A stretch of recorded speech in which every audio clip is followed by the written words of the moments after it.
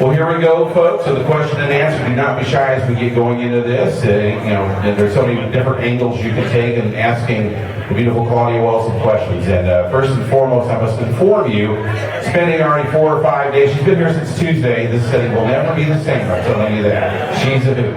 So, Claudia, first off, and it's kind of a basic one, but there are so many stories I've heard on and on about Back to the Future and how important it is in their lives. And it's my favorite trilogy. I'm still in shock that I'm here with you and driving you in the DeLorean and you're at the show and so much behind Back to the Future. Now, you're only in one movie because obviously your mother was having some health issues and you did the right thing and taking care of your mom. But let's talk a little bit about the impact that you've seen over the movie across the globe for your movie number 1 that you're in.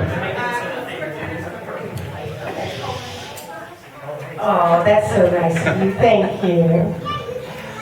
What would you like to know again? Well, you have a lot of stories. What am I going to do with you?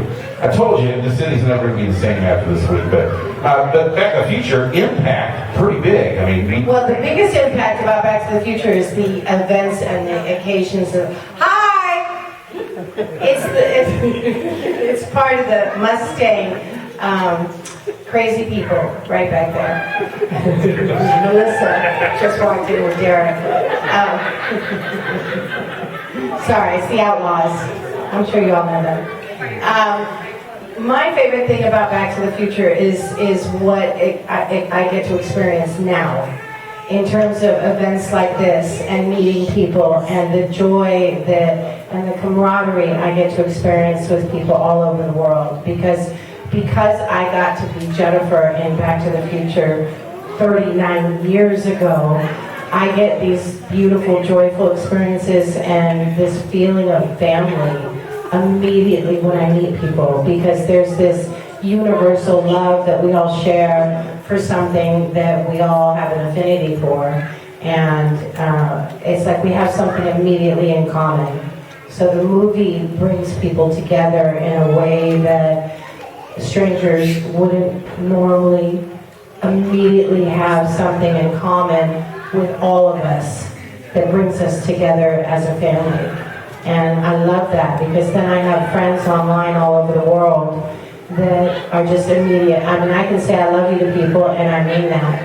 So I get to have that with a familiarity with people worldwide, and it allows me the ability to travel places and enjoy these amazing experiences with people. And so there are no strangers, and it's just this incredible experience. I've been playing with people all week, and it's been so much fun. And today is the culmination of it, but I've been here for days just laughing all day. That's what I've been saying. Days of Claudia. Time machine, will you please take her back now? Hey, buddy. Your wife and I can gang up on you, so watch yourself. Oh, well. Oh, by the way, someone said online you shouldn't be driving precious cargo with a phone in your hand. It's a parade. What you're doing now, I know you dress the stars. We'll kind of let you talk about that, explain what you're doing now. You still do some acting and stuff like that, but your store. Well, the thing is, I don't just dress stars. They happen to be my customers also.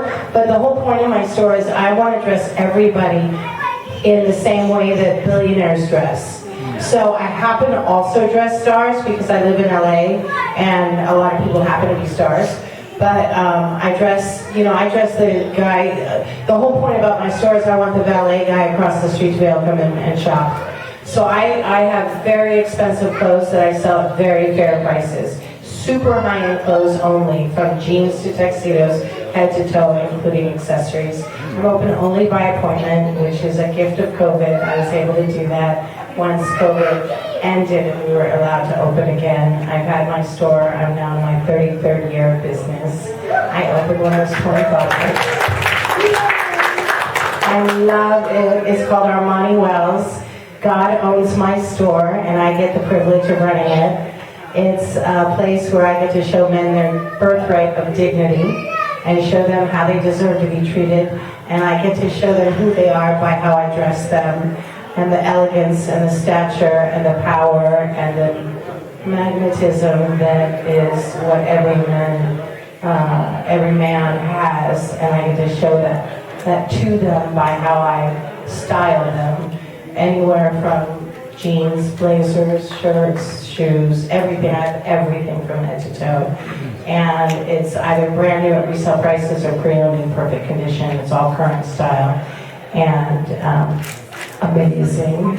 And people can schedule appointments through my website, armandwells.com, and it's an absolute joy. So, and simple and fun and fabulous. I love it. So my whole life is basically, well, first of all, God. Without a shadow of a doubt, that's number one. And my son, I have a 29-year-old son, who's just my world. So, and church, and my store, and travel, and whatever God has in store for me is exactly what I would like to have my life be. Well, real quick before we get to your questions, that's awesome. I'm going to get more to that. So I was infatuated before that feature with Herbie Lovebug. You know Herbie? Some of you are like, who is Herbie? Volkswagen, number 53 on it. I didn't realize when I started searching some of her previous movies, she was in the Lovebug TV series. With Dean Jones, who started. And that's what changed your life. Just talk a little bit about that. I started Herbie the Love Bug for CBS with Dean Jones, and even though he had a love interest who played she was my mom in the film, in the TV series, and I had two little brothers, Dean really spent a lot of time only with me, and every day he was in between scenes, he would say, Claudia, come here, sit on the grass with me, let's have a talk. And he would talk to me about God, and he would talk to me about discernment and Jesus, and he would talk to me about the God-sized hole in my heart that only Jesus Christ could fill. And no one had ever talked to me about that. I grew up with the Easter Bunny and Santa Claus, and I didn't even know I was Jewish until I was a teenager, and literally. And he and his wife, Claudia Jones, invited my mom and I to church to meet them with Pastor Jack Haver at Church on the Way every Sunday. And then they take us out to brunch.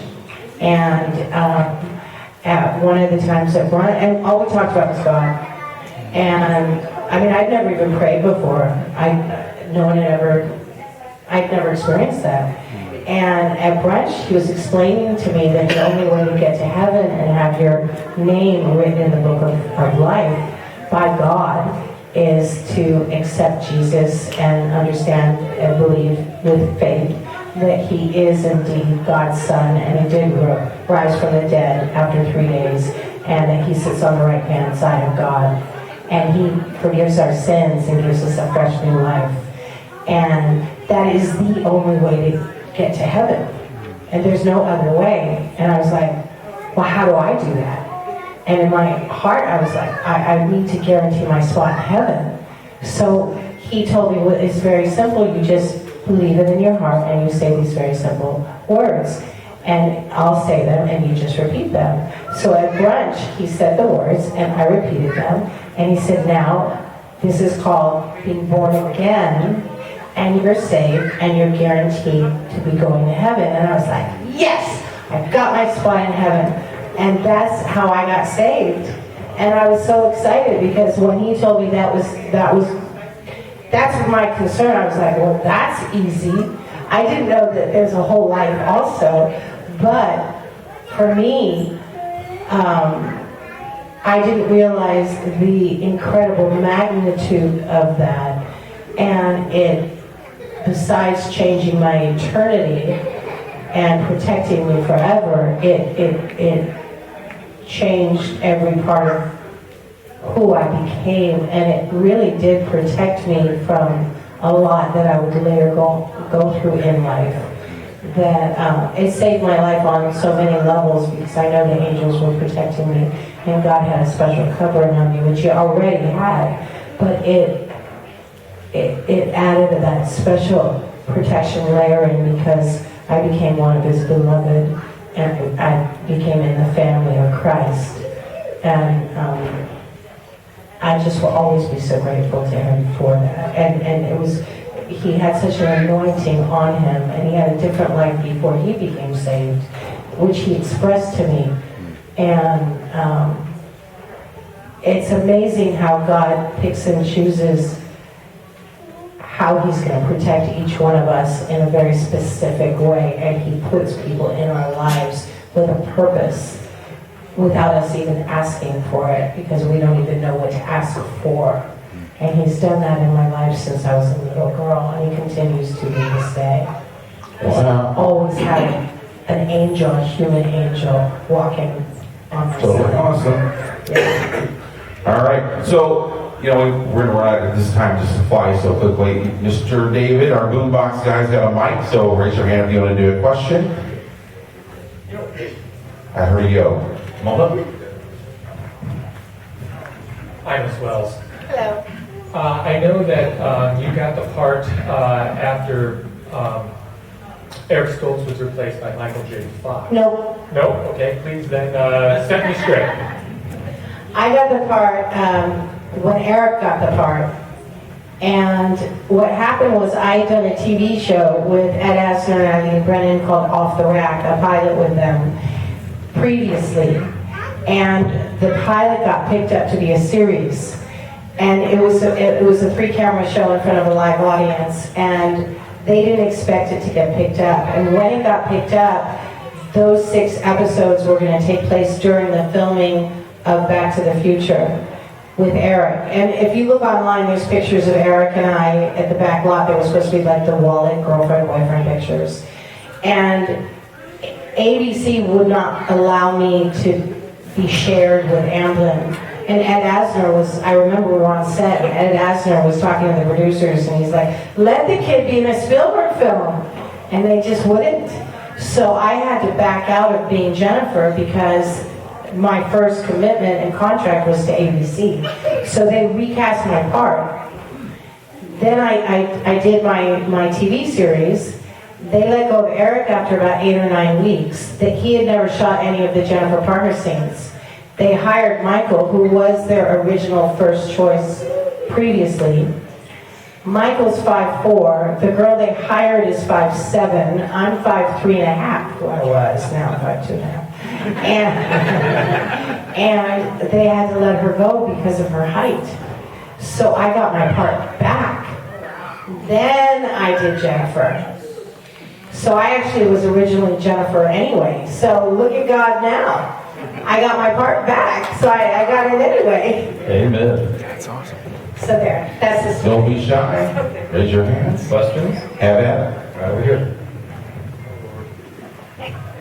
Hi, just want to say, love your performance, love you, one of my favorite actresses ever. Out of all of the scenes that you filmed in Back to the Future, what was your favorite on set? Like, out of all of the scenes that you filmed, what was your, like, #1 favorite to film, like, during on set? Probably the one where we're walking in the courtyard and then we go on the bench, because that was all done in one shot. So we start at the tree and we go all the way to the bench, and then we go on the bench. The master, which is like the first shot where they have everything, we had to get that perfect. And then they have the aerobics ladies on the side in that aerobics class, and they've got to have the van or whatever, the Goldie van perfect. I mean, it had to be timed so perfectly because there was so much else going on in that scene. And Bob Zemeckis, the director, is so much of a specific perfectionist, obviously, because he made a perfect movie, according to everybody.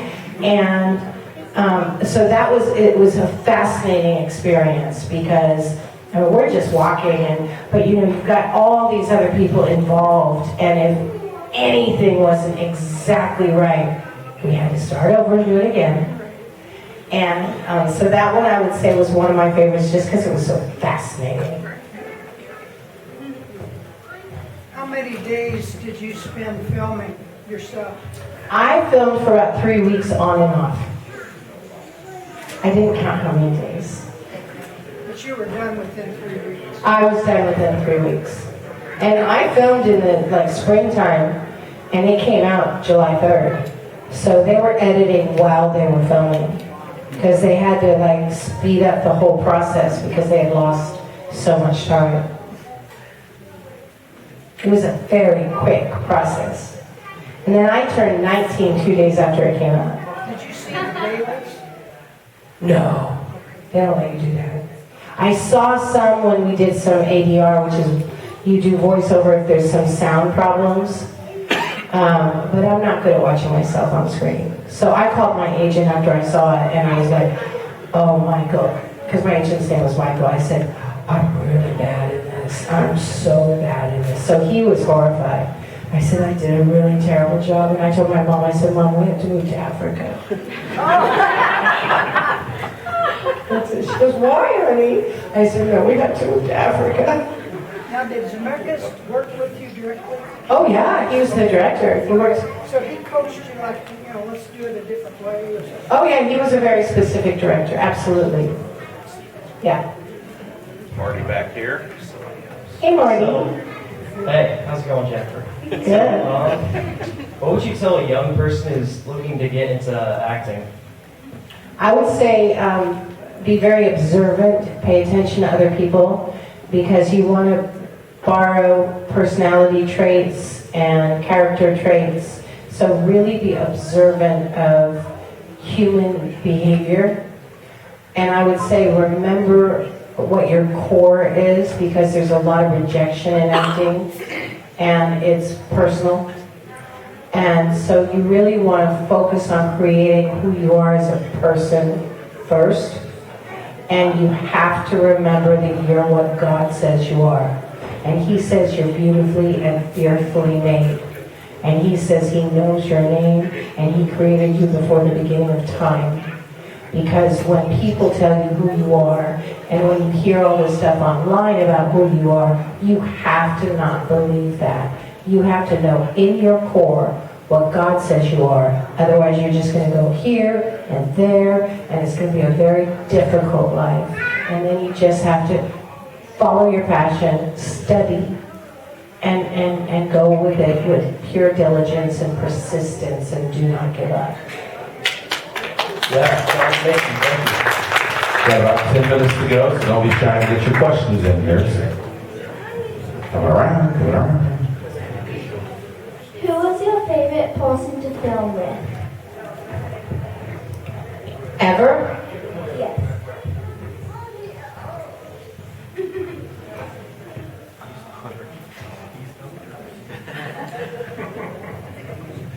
Does it have to be an actor, or can it be a director? It can be a director. Bill Bixby and Martin Sheen. I worked with Martin Sheen. It was his directorial debut, and he was amazing in a movie that we called, no, it was a school break special called Babies Having Babies, and we won Emmys for it. And then Bill Bixby was one of the directors for Herbie the Love Bug. And I grew up watching Courtship of Eddie's Father, and he was an amazing director. Actors, in my experience, have made such incredible directors.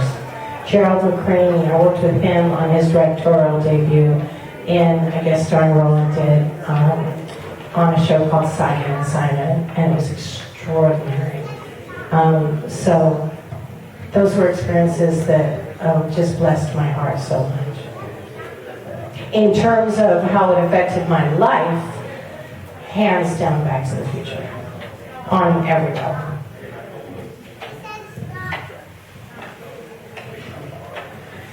Hi, Mrs. Wells. My name is Matthew. Yes, I've never been married. I just want to say it's an absolute honor to meet you. Ever since you've been staying in Springfield since Tuesday, how have you felt about staying in Springfield? How have you felt? Watch how you answer that. And then I also have another question. Do we become a-holes in the future? What? Do we become a-holes in the future as well? Abel's? A-holes. Oh, I don't know. I have felt very loved. I felt protected. I felt taken care of. I have felt cherished. I have felt happy. And I have felt joyful and wonderful. Thank you. Most importantly, have you had a horseshoe? I had a pony, Yes, she did. and I had part of his horseshoe. And if you dig past the cheese, and you dig past the fries, and you dig under or around the bread, you find the meat. They did it right. Yes. Real quick before we get some more questions, I think I had the greatest laugh that Claudia has ever done in her life. So I'm driving her back to the hotel. I get a big grab a job of coffee. I think we turned a turn in the steering wheel and it went all over me. I had never heard her laugh so hard in her life. So she got some humor out of this town if nothing else. So I've had the most wonderful time. I'm soaked in coffee. She's just laughing. I'm like, oh my gosh, this is cool. I said, this is worth it. So I was videotaping him, but I forgot to press record. thank you, Lord. Okay, next up is we're coming down home stretch. Who else? Questions?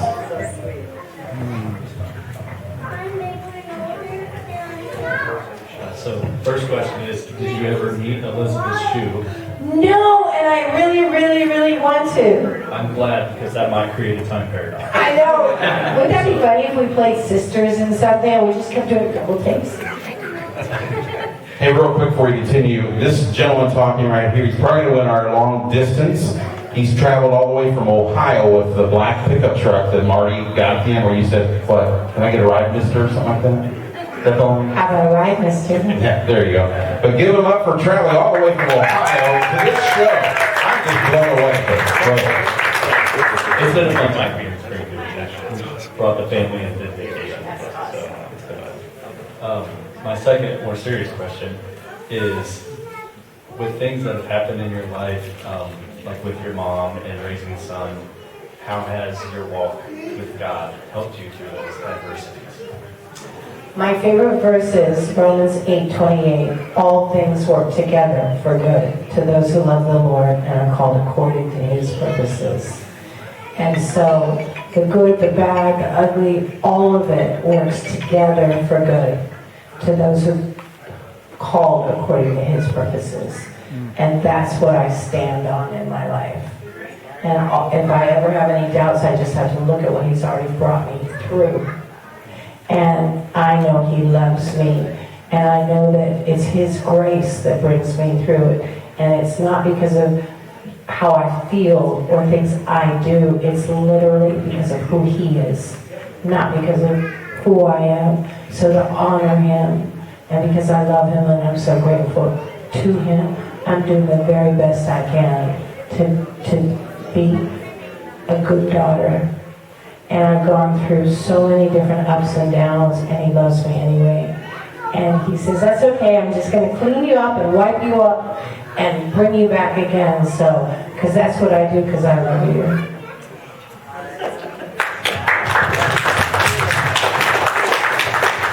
Got like 3 minutes, so last questions. Don't be shy. Raise your hands. Did you always know you wanted to be in entertainment? How did you decide Since that? I was a tiny little girl, I was going to be an actress. I knew since I was like 2. I used to look at my friends in kindergarten and think, I think that's so strange they don't already know their whole life. Literally. Well, it's like he said it the most. An honor to have you, Back to the Future star, here in Springfield. This is a dream come true weekend for me. Outside of putting up with you, but no, she's just a blast. So I don't know how you want to do it because there are options. You got the red carpet over here. If you want to do pictures over there and autographs first, or how are you going to do it? You're the boss. Well, I want you to have fun. So I guess let her know if you want a picture on the red carpet with her, or a simple Why don't one we over start there. with the pictures? Okay. And then, we'll start with autographs, right? And then if people want pictures, we'll just do both Back and at forth. the same time. So give her a nice hand. Great. Thanks for all the information. And now we're going to try and get into sculptures and stuff. Thank you so much. It's been an honor. And later on tonight, don't